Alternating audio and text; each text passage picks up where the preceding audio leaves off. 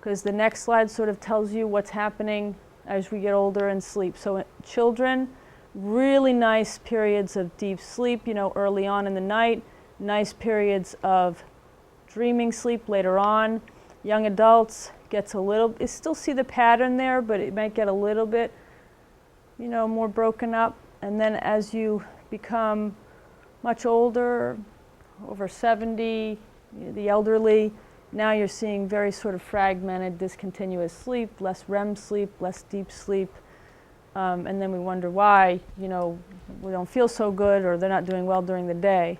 This is just another way of looking at it with a pie chart. Infancy, wakefulness here, dreaming sleep here, non-dreaming sleep here. As we are in our adults, we are just in general more awake, but we get, you know, a certain amount of dreaming sleep and non-dreaming sleep. And then older age, very sort of broken up and less dreaming sleep in general. I just want to make a comment. This is a slide about melatonin. Melatonin is a brain hormone. We make a lot of different hormones that regulate sleep. Serotonin, melatonin, dopamine, there's a whole bunch of them. But melatonin in particular is produced only when we're asleep. There's this concentration in your saliva. It's called dim light melatonin onset, DLMO. And what happens right around somewhere 9, 10, 11 o'clock at night, if you take samples of your saliva, you'll start to see very low levels of melatonin. And then what happens is that you say, I'm going to get tired, I'm starting to close my eyes. And you close your eyes, you fall asleep, and all of a sudden your melatonin levels, they shoot up, they peak now. And then, you know, somewhere around 6 to 7, 8 o'clock in the morning, melatonin levels start to drop, and you open your eyes. And as soon as you open your eyes, you actually have these photoreceptors in the back of your eyes that tell your brain, shut off all melatonin. It plummets. So melatonin is nowhere to be found when you have your eyes open and you're seeing light. It is only produced at nighttime, and it enhances sleep. Unfortunately, this is what happens. I keep pressing the wrong button. This is what happens with age. So it just goes down in general to the point where it's almost null and void at the age of 70. And so that's why you'll see melatonin over the counter as a supplement. You can actually buy melatonin in different doses. They come in 0.3 milligrams, 1 milligram, 3 milligrams, 5 milligram dosing over the counter. Ramelteon or Rosarum, I'm going to comment on this later. That's another, it's a prescription medicine that actually allows your own melatonin to hang around longer and work longer. And sometimes that can be an option for patients. But I just wanted to let you know that, you know, there's a couple of factors in general as we age that are just sort of hits on us that aren't going to allow us to get good sleep. This is just another picture in terms of the amount of REM sleep that we get with time, with age, and over the age of 60, and in general, we're getting just, you know, maybe slightly more than 10%.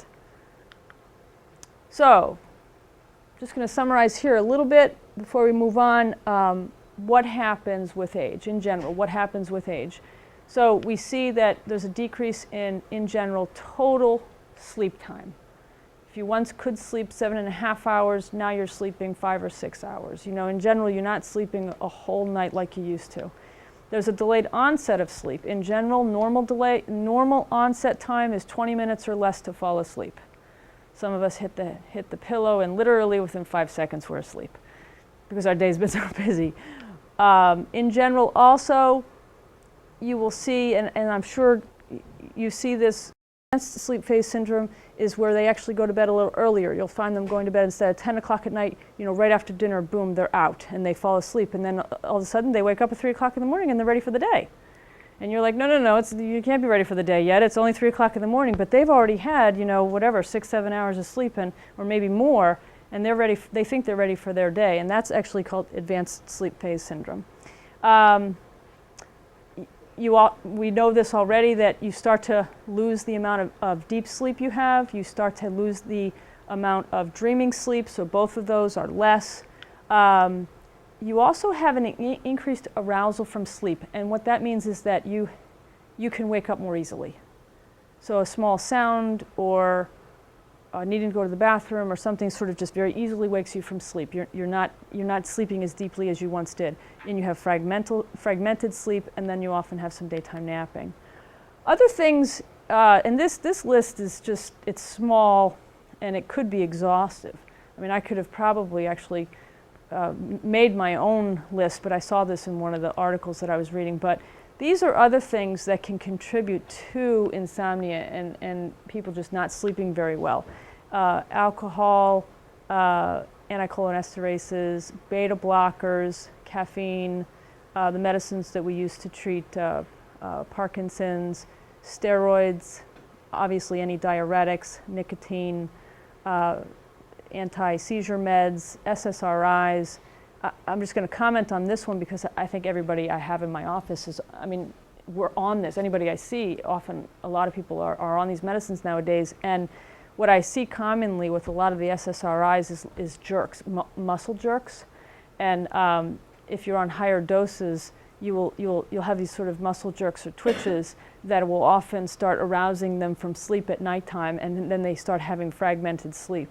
And that's, I think, something that's sort of a newer thing over the last 10 years or so, because more and more people have been taking SSRIs. And those are, you know, the Celexas, the Lexapros, the Effexors, the Prozacs, the Paxil, Zoloft, you know, those are all the SSRIs. Theophylline, and then hormone. Okay, so this is actually a more general slide of sleep problems, so of all adults really. And this isn't particular just to people over 60 or 65, but there was a poll done in 2002. So 74% of American adults actually have a problem with sleeping a few nights per week. 39% get less than 7 hours, and 37% are so sleepy during the day that it interferes with daytime activities. And unfortunately, this is our society nowadays. Not good. I mean, in general, this is just, you know, 40% of us are having trouble with, you know, getting through the day. You know, sometimes I think we should go back to living off the land and and not having a cell phone right next to us. And, you know, it's sad, but this is sort of where we've gotten to. There was a study that just actually came out in this month. I tried to give you a little bit of updated information, but this was a study done in Spain, and they looked the years 2001 to 2008, patients over the age of 60 years of age, and they looked, and about 900 people had died, and they saw, this is what I was talking to you before in terms of sleep time, they saw that mortality was higher in persons who slept 8, 9, 10, and 11 hours compared to people who slept 7. However, in this study, they showed that if you slept 6, there was no increased mortality. And that was different from the other study that I had actually showed you a little before. So the prevalence of sleep problems in general, you know, if you take that number, it's about 100 million Americans. Majority of these are, I think, undiagnosed. In general, there are 84 identified sleeping disorders. Women in general are more likely to have sleep problems. I don't think I stated it here, but when I was reviewing abstracts and stuff,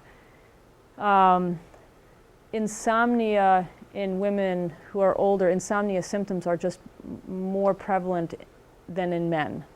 We don't exactly know why. Definitely sleeping issues happen after menopause. They are related to estrogen. We don't know exactly why that happens yet, but clearly there are sleep problems that happen after you lose your period. And they can persist for the rest of your life. Sometimes they're transient and can go away. Sometimes you don't have it at all. Some women actually sleep more, like they used to get 7 hours a night. Now they need like 8.5. Others used to sleep 7 and be fine, and now it's all fragmented and they can't fall asleep or they can't stay asleep, and they just sort of it's too fragmented entirely, and they get maybe 5, 6 hours a night. So there isn't any rhyme or reason as to exactly what will happen postmenopausal, but it's there. There was a study also that showed that if you replaced estrogen to women, one study showed that it improved sleep, and another study showed that it did not improve sleep, and this was at least 5 years ago, but it was at the same time that the other studies were coming out showing cardiovascular badness associated with estrogen replacement. So it's not something that they are recommending, that we replace estrogen in women who are having bad sleep. So that's not an option. In general, problems with sleep, as I've already said, increases with age, stress, weight gain. How does poor sleep affect us? It could affect us on all levels, and I've seen or heard a lot of the complaints, all the complaints in the office.